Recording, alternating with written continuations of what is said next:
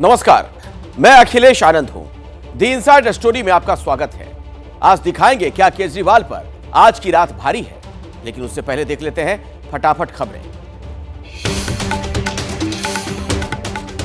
2024 लोकसभा चुनाव को लेकर दिल्ली में बीजेपी की बड़ी बैठक। जेपी नड्डा, अमित शाह, सीएम योगी समेत कई नेता रहे मौजूद।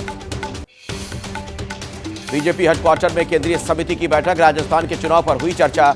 बैठक में प्रधानमंत्री मोदी भी शामिल हुए। एशियन पैरा गेम्स विजेताओं से प्रधानमंत्री मोदी का संवाद। दिल्ली के मेजर ध्यानचंद नेशनल स्टेडियम में हुआ कार्यक्रम।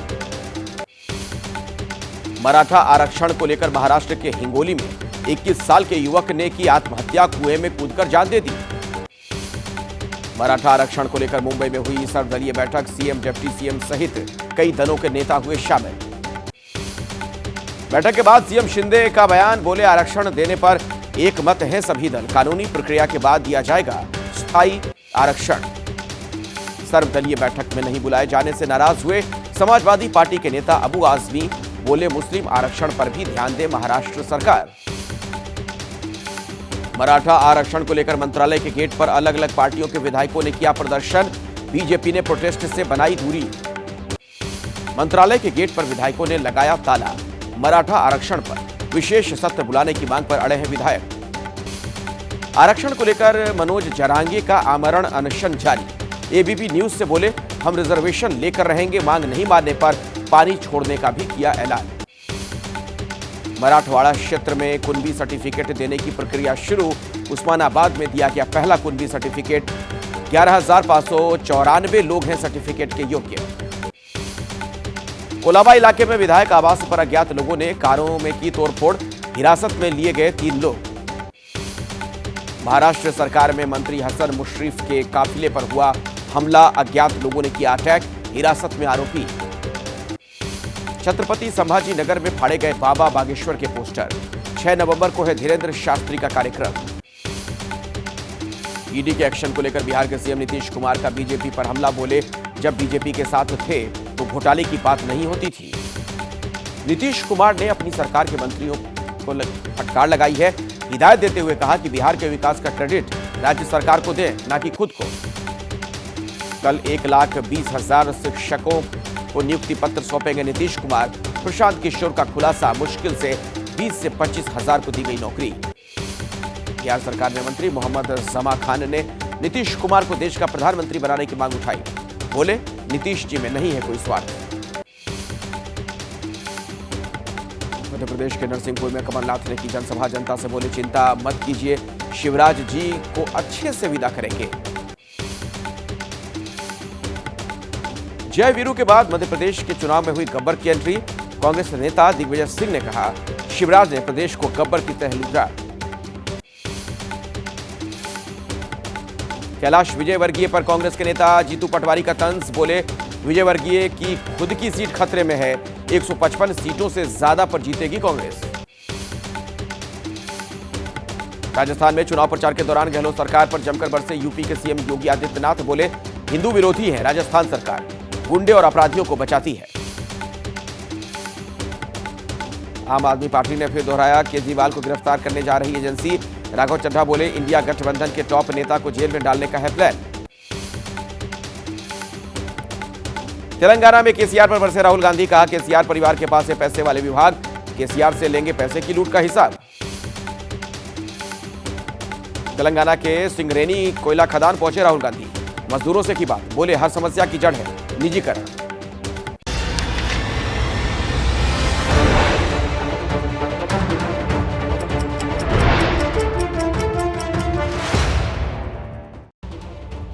फटाफट खबरों के बाद अब वो बड़ी खबरें जिनकी इनसाइड स्टोरी आप इस शो में जानने वाले हैं। केजरीवाल के खिलाफ आखिर ईडी के पास कौन कौन से सबूत हैं, आपको इसकी इनसाइड स्टोरी आगे जरूर देखनी चाहिए। हम आपको दिखाएंगे आगे आखिर इजराइल ने गाजा में उन जगहों पर क्यों बम गिराए जहां लोग पनाह लिए हुए थे, और यह भी बताएंगे पाकिस्तान और अफगानिस्तान के बीच आखिर रिफ्यूजी का संकट कैसे तनाव बढ़ा रहा है। इसकी इनसाइड स्टोरी जरूर देखिएगा। लेकिन सबसे पहले बात दिल्ली की, जहां की सियासत में हलचल तेज है। महज चंद घंटों बाद दिल्ली के सीएम और आम आदमी पार्टी के मुखिया अरविंद केजरीवाल को ईडी के सामने पेश होना है। केजरीवाल समर्थक आरोप लगा रहे हैं। ईडी उन्हें गिरफ्तार करना चाहती है। अब सवाल ये, ईडी केजरीवाल को गिरफ्तार करती है तो दिल्ली सरकार का क्या होगा? और बड़ा सवाल तो यह भी है, आखिर वो कौन से सबूत हैं जिन्होंने ईडी को केजरीवाल के घर का रास्ता दिखा दिया?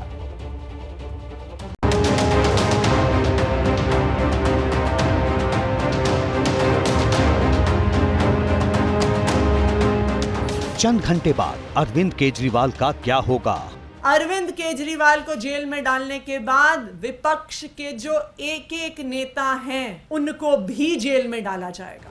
क्या केजरीवाल से ईडी की सिर्फ पूछताछ होगी या उनकी गिरफ्तारी भी होगी? क्या ईडी के पास केजरीवाल के खिलाफ शराब घोटाले में पक्के सबूत हैं? अगर केजरीवाल की गिरफ्तारी हुई तो फिर दिल्ली सरकार का क्या होगा? आखिर केजरीवाल की पेशी को लेकर आम आदमी पार्टी में अंदर खाने इतनी हलचल क्यों है? Targeting now Arvind Kejriwal. वो कौन से किरदार हैं जिन्होंने ईडी को केजरीवाल की चौखट तक पहुंचा दिया है? ऐसे केंद्र सरकार को आफत क्या आ गई है कि मतलब सीएम को गिरफ्तार करना है।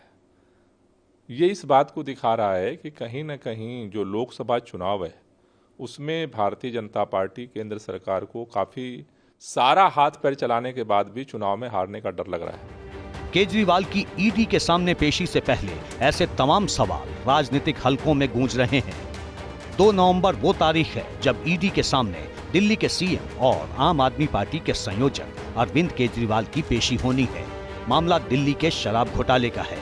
22 अगस्त 2022 को ईडी ने दिल्ली शराब घोटाले में केस दर्ज किया था और अब नवंबर 2023 यानी करीबन 14 महीने बाद अरविंद केजरीवाल खुद ईडी की जांच के दायरे में आ गए हैं। मनीष सिसोदिया और संजय सिंह की गिरफ्तारी के बाद से ही तय लग रहा था कि शराब घोटाले में जल्द ही अरविंद केजरीवाल पर शिकंजा कसेगा।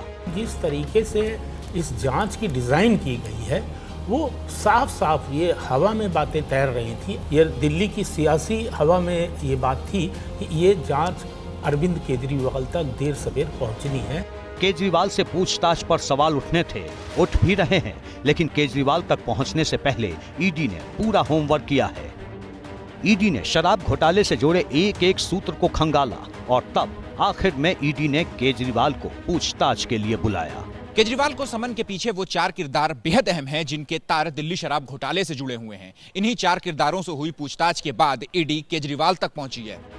जिन किरदारों ने ईडी को केजरीवाल की चौखट पर पहुंचाया उनमें शामिल हैं विजय नायर, समीर महेंद्रू, दिनेश अरोड़ा और सी अरविंद। इन किरदारों में सबसे अहम है विजय नायर। विजय नायर वो शख्स हैं जो अरविंद केजरीवाल के बेहद करीबी माने जाते हैं। आम आदमी पार्टी की सोशल मीडिया स्ट्रेटजी बनाने, बड़े बड़े इवेंट्स कराने और फंड रेजिंग जैसी जिम्मेदारी भी विजय नायर के पास ही थी। विजय के तार शराब घोटाले के आरोपियों में से एक समीर महेंद्रू से जुड़े हुए थे। जांच एजेंसियों का दावा है कि विजय नायर ने शराब कारोबारियों को बताया था कि वो शराब पॉलिसी पर मुख्यमंत्री केजरीवाल से चर्चा करता है। आरोप है कि विजय नायर ने आरोपी शराब कारोबारी समीर महेंद्रू की केजरीवाल के साथ मीटिंग फिक्स करवाई थी। विजय नायर ने अरविंद केजरीवाल की समीर महेंद्रू से फेस टाइम ऐप पर बात कराई थी। बातचीत में केजरीवाल ने समीर महेंद्रू को विजय नायर पर भरोसा करने को कहा था। एजेंसियों का दावा है कि बातचीत में विजय नायर को केजरीवाल ने अपना बच्चा बताया था। यानी विजय नायर ही वो मुख्य किरदार है जो शराब लॉबी और केजरीवाल के बीच समन्वय का काम कर रहा था। विजय नायर की केजरीवाल से करीबी और समीर महेंद्रू से उसका कनेक्शन केजरीवाल को कटघरे में खड़ा कर रहा है।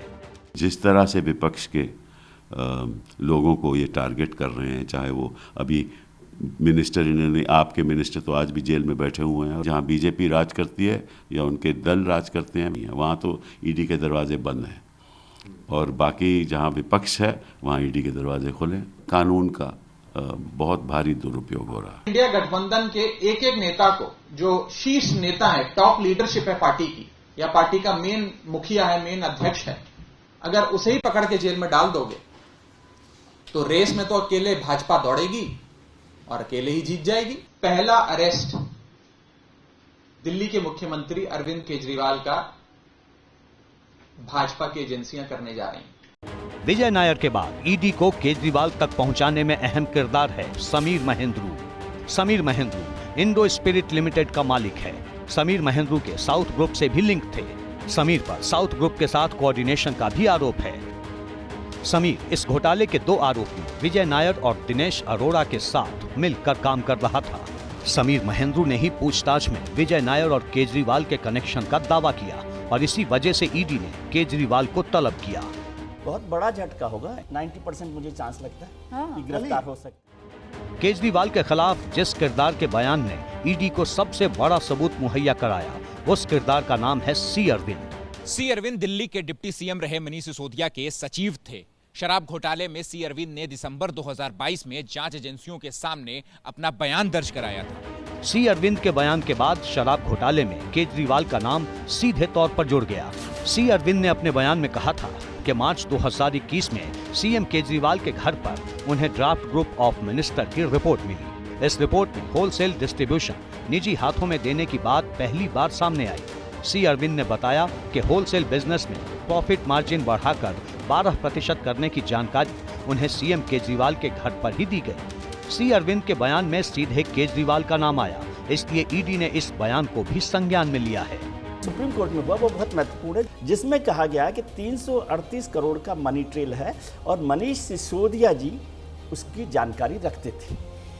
ठीक है, तो ये पहली बार हुआ कि मनीष सिसोदिया उस ट्रेल में मनी ट्रेल जो है उसमें आ गए। बिल्कुल। उसका फैसला कौन करेगा? मुख्यमंत्री अरविंद केजरीवाल साहब हैं। तो मुझे लगता है कि अब अरविंद केजरीवाल जी की गिरफ्तारी बहुत दूर नहीं, उनका गिरफ्तार होना करीब करीब तय है। दिल्ली में सरकार का क्या होगा? क्या अरविंद केजरीवाल मुख्यमंत्री रहेंगे, इस्तीफा देंगे? ईडी ने जिस चौथे किरदार के बयान को केजरीवाल के खिलाफ आधार बनाया है, उसका नाम है दिनेश अरोड़ा। दिनेश अरोड़ा दिल्ली का एक बड़ा रेस्टोरेंट व्यापारी है जो अब सरकारी गवाह बन चुका है। दिनेश अरोड़ा ने अपने बयान में बताया है कि संजय सिंह की मौजूदगी में केजरीवाल के घर बैठक हुई थी। इस बैठक में पार्टी फंड जुटाने पर चर्चा हुई थी। शराब घोटाले की शुरुआती जांच करने वाली सीबीआई ने बताया था कि 2 गवाहों ने केजरीवाल का नाम लिया था।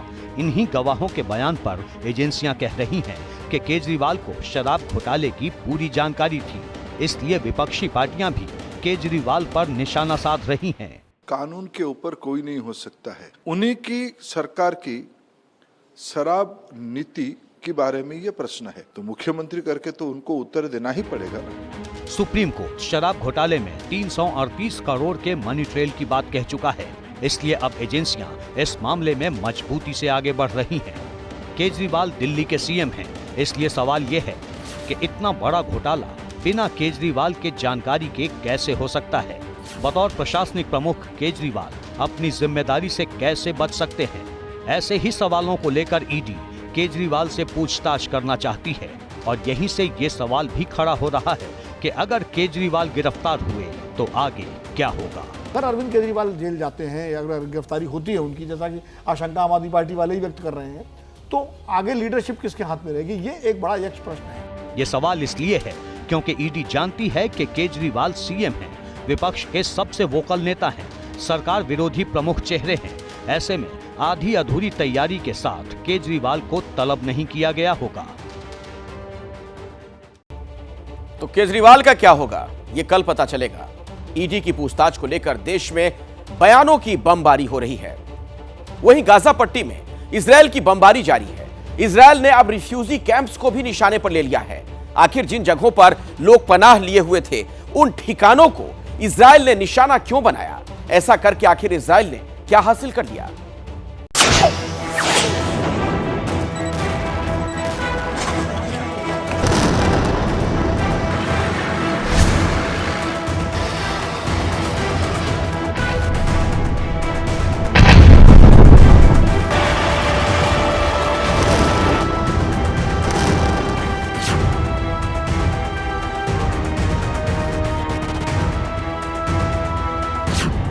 पहला टारगेट जबालिया रिफ्यूजी कैंप। दूसरा टारगेट अल शती रिफ्यूजी कैंप और तीसरा टारगेट नुसरत रिफ्यूजी कैंप।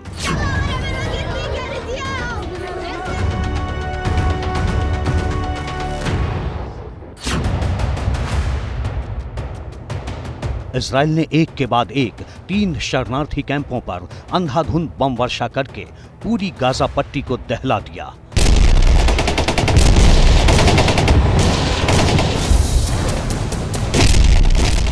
इन कैंपों में गाजा पट्टी के उन फिलिस्तीनियों ने शरण ली हुई थी जो इजराइल की बमबारी के बाद जान बचाने के लिए अपने घरों को छोड़ आए थे। लेकिन इजराइल ने एक के बाद एक इतने बम बरसाए कि यहां भी जिंदगी सलामत नहीं रही। इन हवाई हमलों में रिफ्यूजी कैंपों के आसपास कई इमारतें मलबे में तब्दील हो गईं। हमले में तबाह जबालिया रिफ्यूजी कैंप में तो लाशों का अंबार लग गया। गम और गुस्से में डूबे लोग मलबे में अपनों के शवों की तलाश कर रहे हैं। ना यहाँ कोई मिलिट्री है, ना यहाँ से गोलीबारी हो रही है। लोग अपने घरों में सुरक्षित थे, अपने घरों में बेड पर सो रहे थे।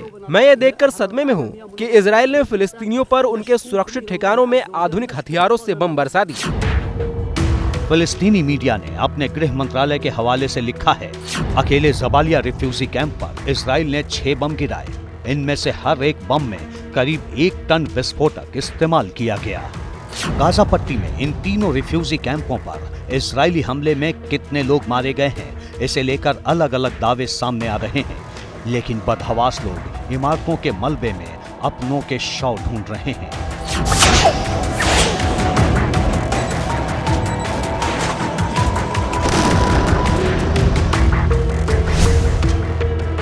इजराइल ने इन रिफ्यूजी कैंपों को क्यों निशाना बनाया, इसे लेकर दावा किया गया है कि जबालिया रिफ्यूजी कैंप के नीचे हमास का अंडरग्राउंड कमांड सेंटर था। इस हमले में रिफ्यूजी कैंप के आसपास की कई इमारतें ढह गईं। इजराइल का दावा है कि इस हमले में हमास का कमांडर इब्राहिम बेयारी मारा गया।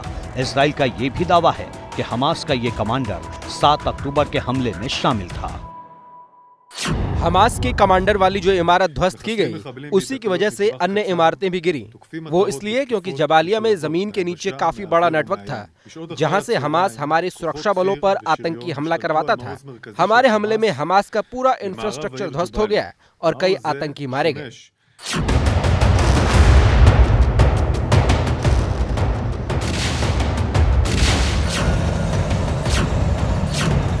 इस बीच इजराइल की सेना तबाह हुए गाजा के एक हिस्से में दाखिल हो गई। ये टुकड़ी टैंक और बख्तरबंद गाड़ियां लेकर घुसी। इजरायली सेना के इस वीडियो में उसके सैनिकों की पृष्ठभूमि में गाजा में हमले से ध्वस्त हुई इमारतें दिख रही हैं। इजरायली डिफेंस फोर्सेस ने अपने सैनिकों और टैंकों को आगे बढ़ने के आदेश के साथ एक वीडियो भी सोशल मीडिया पर पोस्ट किया है।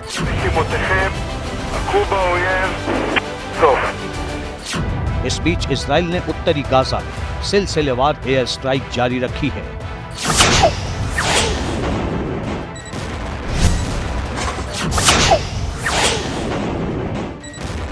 इजरायली हमलों की वजह से रात भर गाजा के आसमान में भीषण आतिशबाजी जैसा नजारा दिखाई दिया।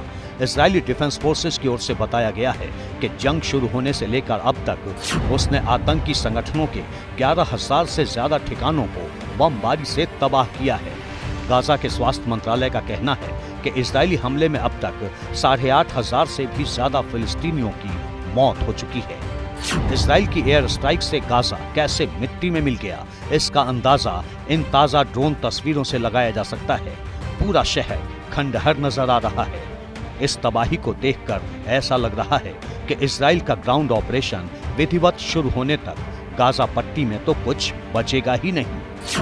इजराइल के हमलों के बीच हमास ने भी तेल अवीव को टारगेट किया है। तेल अवीव पर रात में कई बार रॉकेट हमले किए गए, लेकिन इजराइल के एयर डिफेंस सिस्टम के सायरन बज उठे और हवा में ही रॉकेट मार गिराए गए। इजराइल भी कई मोर्चों पर एक साथ लड़ रहा है। वो एक तरफ हमास को गाजा पट्टी में निपटाने में जुटा है, तो दक्षिण लेबनान वाली बॉर्डर से हो रहे हिजबुल्लाह के हमलों का भी जवाब दे रहा है। इस बीच बड़ा डेवलपमेंट ये हुआ है कि हमास ने बाकायदा वीडियो जारी कर बताया है कि अगले कुछ दिनों में वो बंधकों को छोड़ देगा। हालांकि इजराइल को हमास और दूसरे आतंकी संगठनों पर भरोसा नहीं है। इसी के चलते इजराइल ने लाल सागर में अपनी नेवी मिसाइल बोट तैनात कर दी है। इजराइल को आशंका है कि गाजा पर हमले के चलते आसपास के दूसरे फ्रंट भी खुल सकते हैं। तो गाजा में 3 रिफ्यूजी कैंप इजराइल ने बमबारी से ध्वस्त कर दिए।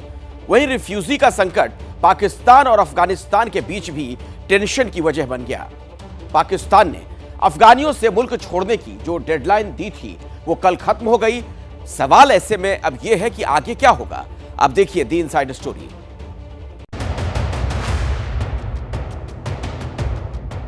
पाकिस्तान में हर तरफ अफरा तफरी है।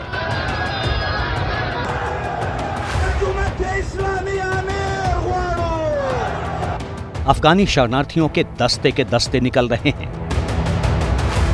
सामानों से लदे ट्रक दौड़ रहे हैं, लोग भी ट्रकों पर लदे हैं। पाकिस्तान की पूरी पुलिस फोर्स अफगानी शरणार्थियों को ढूंढ कर निकाल रही है। पाकिस्तान का पूरा सरकारी अमला अफगानियों को उनके मुल्क वापस भेजने के काम में जुटा है।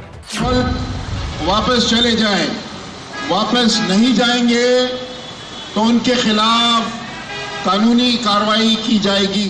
पाकिस्तान में ऐसा पहली बार हो रहा है जब पूरी पाकिस्तान सरकार अपने यहाँ गैर कानूनी तरीके से रह रहे अफगानी शरणार्थियों को इतने बड़े पैमाने पर खदेड़ने में लगी है।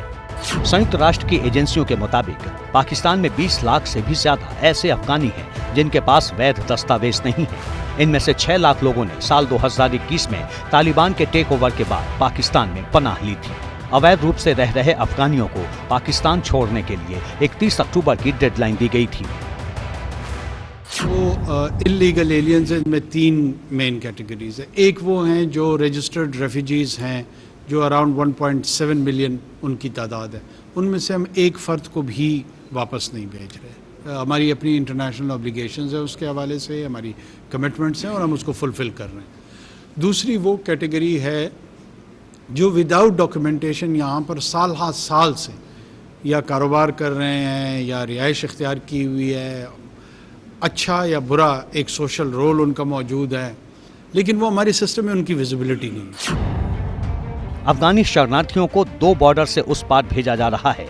एक है तोरकम बॉर्डर और दूसरा चमन बॉर्डर। इन बॉर्डर के पास शरणार्थियों की बेहिसाब भीड़ जुटी है। इनमें से कई लोगों को फिलहाल कैंपों में रखा जा रहा है। होल्डिंग सेंटर्स में we will keep them for 2 days, for 3 days, we'll try to provide them food and health facilities और उसके बाद फिर हम उनको हमारी मर्जी के बॉर्डर पे डिपोर्ट करेंगे। अवैध रूप से रह रहे कई अफगानी तो बरसों से रह रहे थे। वो बच्चे भी भेजे जा रहे हैं जो पाकिस्तान में ही पैदा हुए। मैं अफगानी हूँ और हमारे पास रजिस्ट्रेशन नहीं है और हमें कल जाना पड़ेगा अफगानिस्तान। मेरे फैमिली 40 साल पहले इधर आए थे। हमारे फैमिली के साथ रजिस्ट्रेशन नहीं है, कल हमें जाना है। अब तक हजारों अफगानी नागरिक अपने वतन वापस भेजे जा चुके हैं, लेकिन अभी भी लाखों लोगों को निकालना बाकी है। पाकिस्तान के इस फैसले ने अफगानिस्तान की तालिबान सरकार और पाकिस्तान के बीच टेंशन बढ़ा दी है। आज द इनसाइड स्टोरी में फिलहाल इतना ही।